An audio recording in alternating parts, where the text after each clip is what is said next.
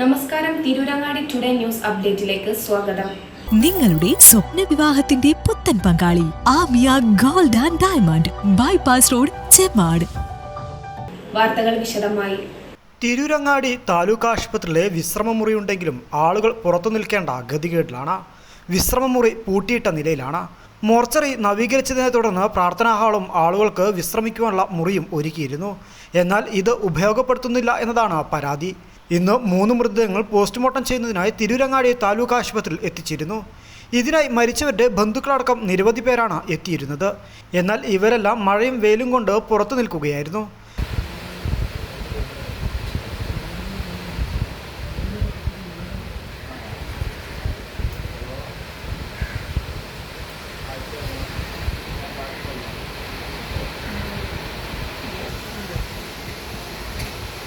വിശ്രമമുറി ഉണ്ടായിട്ടും അധികൃതരുടെ അനാസ്ഥ മൂലമാണ് ഇവിടെ എത്തുന്നവർ പുറത്തു നിൽക്കേണ്ടി വരുന്നത്.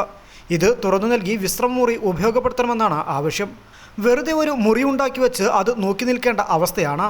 പ്രാർത്ഥനാ ഹാളിൽ പെയിൻറ്റിങ്ങും മറ്റ് സാധനങ്ങളും വെച്ചിരിക്കുകയാണ്. ടൈൽസ് അടക്കം പാകി നിർമ്മിച്ചിട്ടുള്ള വിശ്രമമുറിയും പ്രാർത്ഥനാ ഹാളും ഉപയോഗശൂന്യമായി കിടക്കുകയാണ് ഇപ്പോൾ. ഇതിവിടെ എത്തുന്നവർക്കായി തുറന്നു നൽകണമെന്നാണ് ആവശ്യം.